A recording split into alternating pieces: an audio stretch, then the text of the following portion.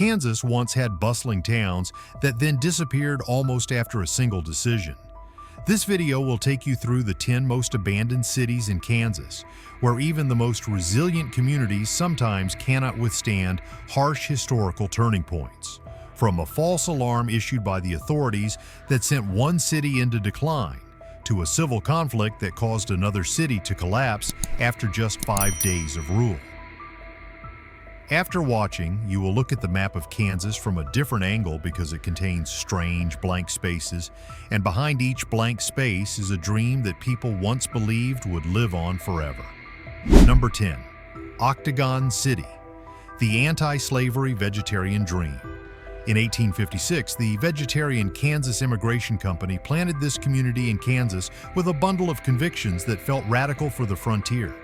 They tied together vegetarian living, temperance, and an open stance against slavery, as if a better diet and a cleaner moral compass could help shape a better society. The plan carried the spirit of the era later remembered as Bleeding Kansas, when questions about freedom and identity were not abstract debates, but daily risks. The town was also influenced by the Octagon House movement promoted by Orson Squire Fowler. That architectural enthusiasm was not just about geometry. It was about believing that the shape of a home could hint at the shape of a fairer life. Octagon City therefore became one of the most unusual social experiments of its time, a utopian blueprint trying to turn ethics into streets and fields. The signature of this place was never size or wealth. It was the audacity of trying to design a community where personal virtue and public order were meant to reinforce each other. But ideals on paper have to survive weather, money, hunger, and the rough math of settlement. Frontier life in the late 1850s demanded flexibility, and Octagon City was squeezed by practical hardship and financial strain. Even the strict idea of a pure vegetarian settlement reportedly had to be softened early on to attract investors, revealing a fault line between moral perfection and economic survival. When a community is built on a tight moral framework, any compromise can feel like a crack in the foundation. The more the settlers had to bargain with reality, the more the original dream lost its gravity. Octagon City did not explode into scandal or war. It faded because the frontier asked for endurance more than elegance. Over time, this utopia became a name rather than a living town, now recorded as a ghost town in Allen County. What remains most vividly is the story itself, a reminder that Kansas once hosted dreams as ideological as they were geographic. Octagon City is like a beautiful plan hanging in a gallery, inspiring at first glance, but never quite becoming the house before the prairie wind rearranged everything. And if a vegetarian, anti-slavery utopia already feels rare and daring, the next town on our list turns the romance up even more because its founder believed Kansas could become a kingdom of silk. Number 9. Silkville, the Prairie Silk Utopia. Silkville begins with a dream that sounds almost too delicate for the Kansas wind. In 1869, Ernest de Boissière, a wealthy French idealist inspired by Fourierist utopian socialism, purchased roughly 3,000 to 3,500 acres in Franklin County and set out to build a cooperative rural community that could live by silk. The plan was not just farming, it was a moral and economic experiment that tried to prove that shared labor, education, and a refined industry could bloom far from coastal cities. People in the area even remembered his grand main house as a chateau or phalanstery, a 60-room symbol of how big the vision really was. A library of about 2,500 books, and a school added to the sense that this was meant to be a civilized oasis on the prairie, not a rough camp. The signature heartbeat of Silkville was sericulture. Mulberry trees, silkworms, looms, and the hope of a homegrown silk economy shaped the colony's identity. For a moment, that hope looked justified. Silkville's products earned praise at the Centennial Exposition in Philadelphia in 1876, a rare national spotlight for a tiny Kansas experiment. It is easy to imagine the pride of settlers who believed they were proving that the prairie could produce something elegant, even glamorous, without abandoning communal values. But this is where the prairie starts asking hard questions. Silk is a beautiful idea, yet it is also a ruthless market. Over time, Silkville struggled to keep settlers and struggled to sell enough silk to sustain the model. When the workforce thinned, the dream thinned with it. What remained was not a dramatic collapse, but a quiet recognition that idealism could not outmuscle economics forever. The community that was built to be self-sustaining began to feel like a finely crafted machine missing too many parts. Today, Silkville is a ghost town near Williamsburg Township, with only a few buildings still associated with the historic ranch and legacy listings. The schoolhouse and scattered stone structures stand like a soft echo of a time when people tried to weave a utopia out of mulberry leaves and belief. Silkville feels like a silkworm cocoon that started to open, luminous and fragile, then was set down and forgotten in the tall grass. But Utopia is not the only way Kansas creates ghost towns. The next place on our list once held real local power until the railroad decided its fate. Number 8. Santa Fe, the county seat. That the railroad forgot, Santa Fe looked like the kind of Kansas town that would grow old with quiet confidence. In 1887, it became the temporary and then official county seat of the newly formed Haskell County. And in 1888, it incorporated, carrying a name borrowed from the Santa Fe Trail and the swagger of an administrative capital rising out of the Wide West. For early settlers, that title was more than pride. It meant court days, land filings, small businesses clustering near public offices, and the calm belief that the county's heart had found its permanent address. The trouble was that hearts on the prairie still depend on rail lines. Around 1912 to 1913, the railroad reached Haskell County, but the tracks did not pass through Santa Fe. That single decision quietly rearranged the future. Towns with a depot gained speed, credit, and customers. A county seat without a rail stop began to feel like a capital with the main road missing. Merchants who needed freight access started to look elsewhere. Families who wanted stable work began to follow the practical pull of the rails. What started as a small shift in convenience became a large shift in loyalty. By the early 1920s, court decisions and county politics moved the county seat to sublet. With that move, Santa Fe lost the anchor that held its identity together. The post office closed in 1925, and by 1926, the town was declared abandoned. The most vivid detail is how physical and logical the ending became. Local accounts say many residents relocated to sublet, sometimes taking buildings and even homes with them. It feels less like a town that was destroyed and more like a town that was packed up, piece by piece, and reused where the tracks and the courthouse now lived. Today, Santa Fe survives mostly as a cautionary story and a quiet patch of memory in western Kansas. It feels like a throne placed at the wrong station, left in an empty room while the train of progress kept rolling. The lesson is plain for anyone who loves small towns. In places like this, power is not only about spirit or grit. Power also depends on where steel lines decide to stop. And if Santa Fe is the tragedy of a railroad that went elsewhere, the next place on our list is the tragedy of a dam, where people had to leave even though the water never truly reached their front doors. Number 7. Irving, the town the lake never reached. Irving was founded in 1859 and named after Washington Irving, a literary name for a practical farming town along the Big Blue River in Marshall County. For nearly a century, it lived a quiet, stubborn life. The 19th century brought droughts, violent storms, and grasshopper plagues that could erase a season's hope. Irving lost people, rebuilt, and stayed a small agricultural dot that knew how to start over. Its past signature was simple endurance, a 100-year habit of planting again when the plains tried to teach surrender. The real turning point needs to be stated plainly because it is the heart of the Irving story. The core idea behind the Tuttle Creek Dam was flood control, a large federal answer to decades of destructive flooding in the Big Blue and Kansas River system downstream. When plans and land acquisition accelerated in the late 1950s, Irving entered the tense-era locals called Big Dam foolishness. The fear was not just that water might rise, the fear was that the town might be erased for a promise of safety somewhere else. As uncertainty spread, population dropped and everyday services began to shut their doors, because a community cannot stay whole when its future feels negotiable. By 1960, the town site was abandoned, even though the lake never actually reached Irving. The reservoir ended up miles away, yet the federal government still required the remaining residents to leave. The disaster here was not a flood. It was anticipation turned into policy. A place that had survived weather and insects for generations was emptied by the shadow of an engineering project designed to protect the larger region. Irving remains accessible today, and that is what makes it so haunting in a gentle way.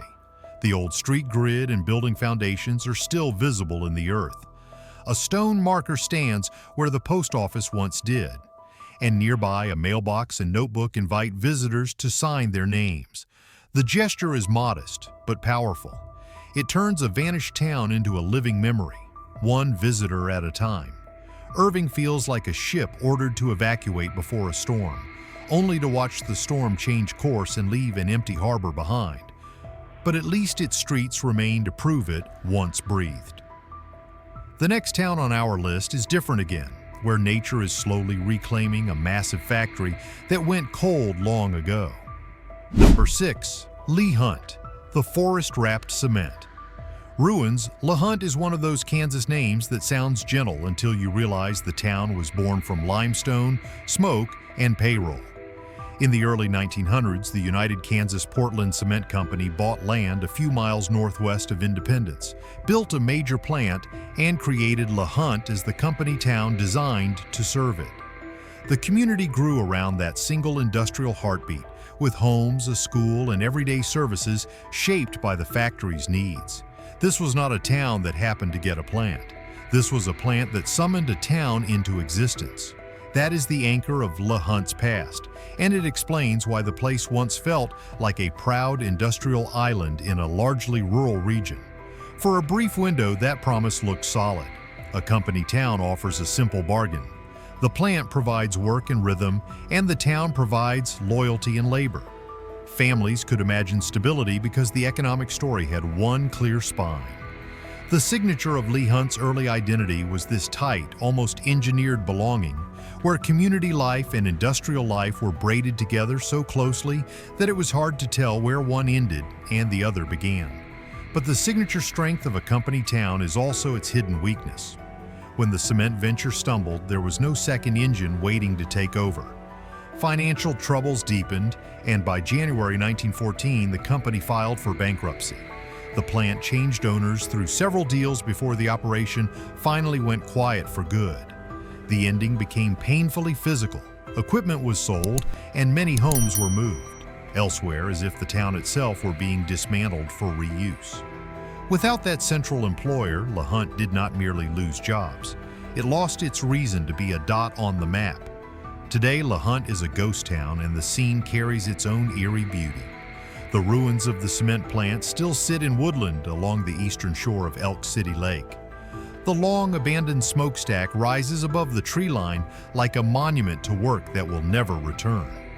The forest does not erase the factory so much as wrap it, turning hard concrete into an accidental memorial. LeHunt now feels like an industrial castle sealed by green time, where every layer of vines is another year the town exhaled and never quite inhaled again. And if LeHunt is the slow death of a company town, the next place on our list is even more dramatic, because it did not just lose a town. It nearly lost an entire county's identity on the map. Number 5. Eminence. The county that self-destructed Eminence was founded in 1887 in Garfield County. And from the start, it carried the restless ambition of a brand new frontier administration. This was not a town that wanted to be merely another dot in western Kansas.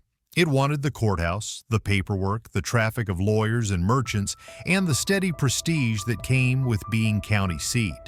The past anchor of Eminence is that half-won dream, a community built around the belief that if it could win the title, the future would lock into place.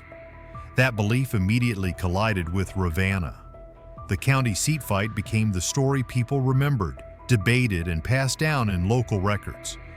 Ravenna won narrowly at first, but Eminence pushed back in court, and in 1889 the Kansas Supreme Court moved the county seat to Eminence. For a moment, it must have felt like a clean victory. Imagine the celebrations that were less about money and more about identity. A small town suddenly believing it had been crowned the rightful heart of a new county. Then came the twist that makes Eminence so chilling in a quiet political way. Ravenna countered by proving that Garfield County did not meet the legal area requirements of the time. The result was not a second round of local drama. It was a shutdown of the whole stage. In 1893, the county was dissolved and merged into Finney County. Eminence won the throne and learned the kingdom itself was about to be erased. That is the destroying fire at the center of this story. Power so fiercely contested that the framework holding it together burned away. Even after the administrative collapse, the town lingered like an echo. The post office lasted until 1942, a small civic heartbeat that suggests some residents still tried to keep Eminence alive as a place, even when the great promise that built it had already vanished. But without a county seat role and without the momentum of a growing regional hub, the town could not anchor a long-term future. Today, Eminence is a ghost town with a population of 0, grass growing, over a legal war that once felt like destiny. It is like a crown contest where the winner receives the throne, only to discover the theater is being dismantled behind the curtain. And if Eminence shows how local power can consume itself, the next place on our list offers a smaller but even faster version of that shock. A capital that was born with fanfare and disappeared almost before the ink could dry. Number 4. Pawnee, the 5-day capital. Pawnee is the kind of place that proves how fast power can appear and vanish on the frontier. In 1855, this settlement near Fort Riley became the first official capital of the Kansas Territory for a shockingly short stretch. A limestone Capitol building was constructed that year, and the first elected territorial legislature met there from July 2nd to July 6th. The title lasted 5 days, but it placed Pawnee right in the middle of the territorial storm. And the building is one of the rare physical traces of a town that briefly stood at the center of early Kansas politics. Wikipedia +2, Wikipedia +2. Then the crown was pulled away. When legislators voted to move the capital to Shawnee Mission and the territorial seat later shifted again, Pawnee lost the single role that made its future feel inevitable. The town's reason for growth thinned almost overnight. As Fort Riley expanded, Pawnee was absorbed into the military landscape, and most of its buildings disappeared. The old capital became the lone surviving structure of the ghost town, like a stage prop left behind after the play moved to a new theater. Wikipedia +1. The present-day experience is quietly unusual. The building fell into disrepair, was restored and rededicated in 1928, and today serves as a small history museum operated by the Kansas Historical Society. It is also listed on the National Register of Historic Places. Because the site sits inside an active Army installation, visiting is not a casual roadside stop. You have to meet base entry rules and plan ahead, which gives the place a faint, forbidden feeling without turning it into a stunt. You are looking at the earliest legislative footprint of the territory while hearing the rhythms of a working military post nearby.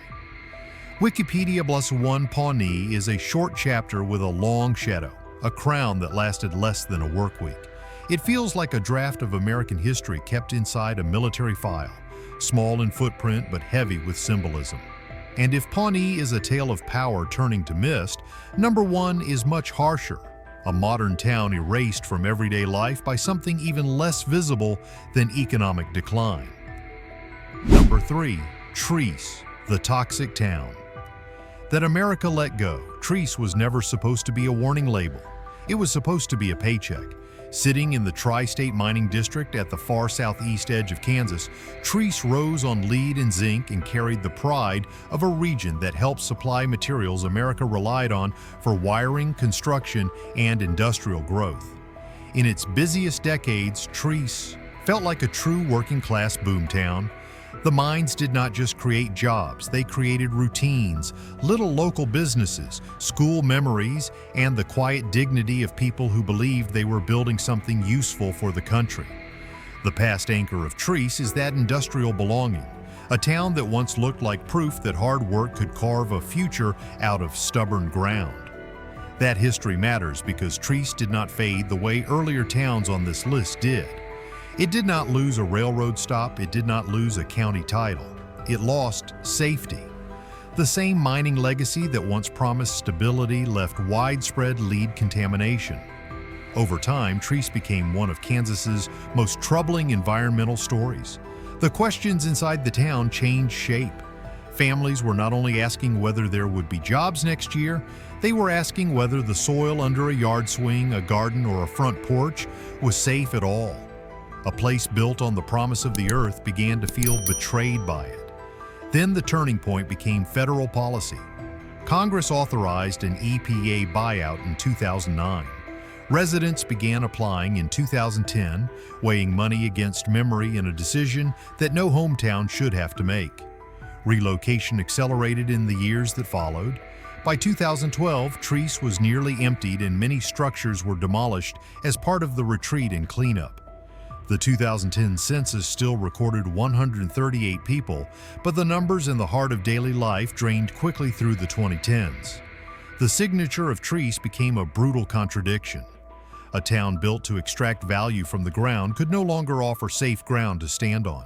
Treece hits harder than a classic ghost town because its abandonment was not romantic. It was administrative, medical, and morally complicated. The nation benefited from the minerals once. Then the long bill arrived and a small community at the edge of the map paid with its future. Treece is a red warning light on the industrial story of America, a reminder that modern progress can still create forbidden zones inside its own borders.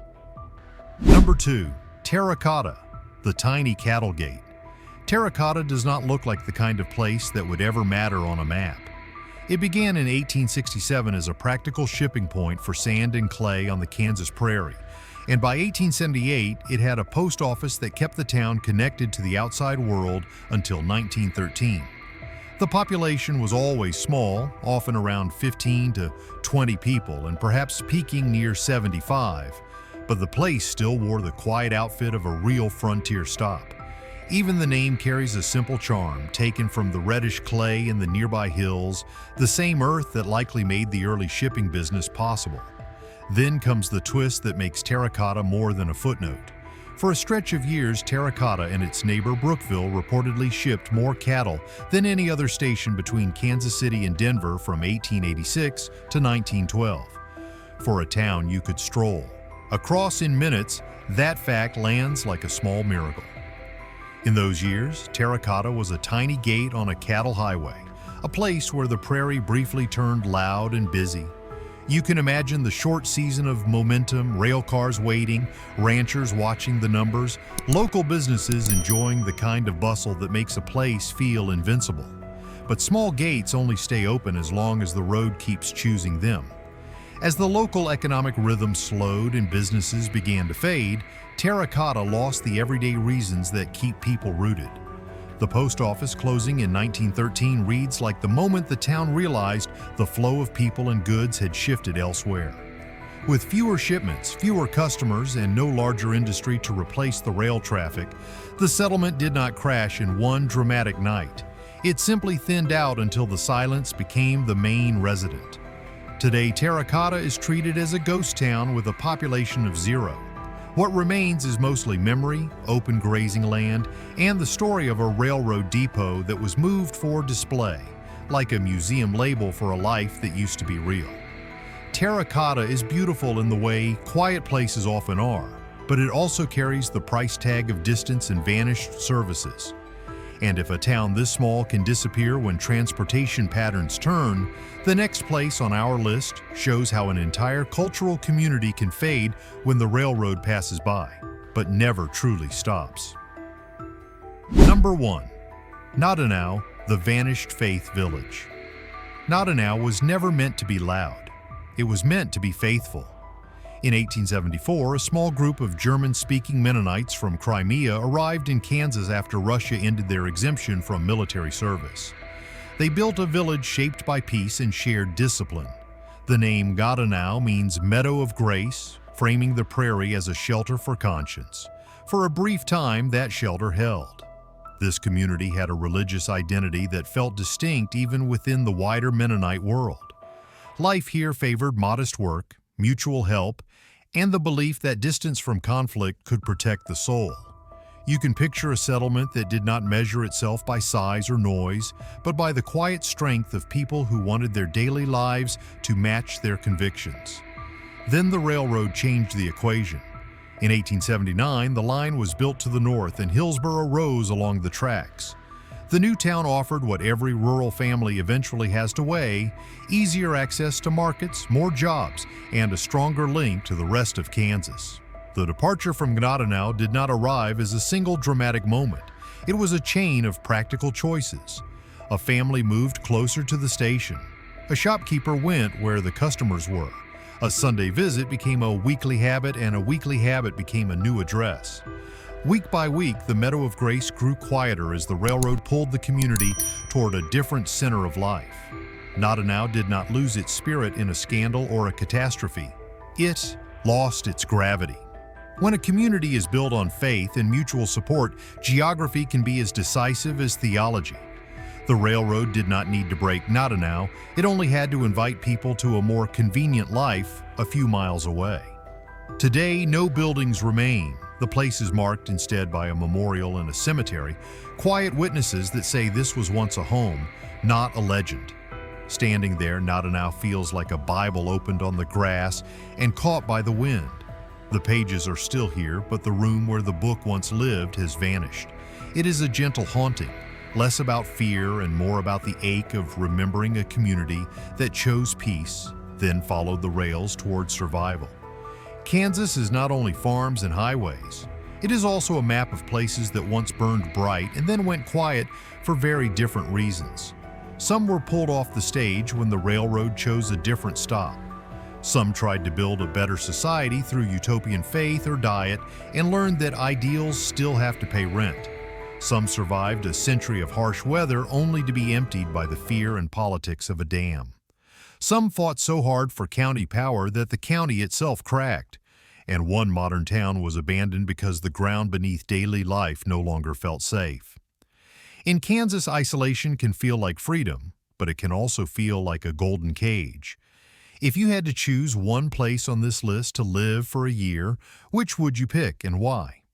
Drop your answer below, and if you want more strange blank spaces on America's map, you know where to find us next.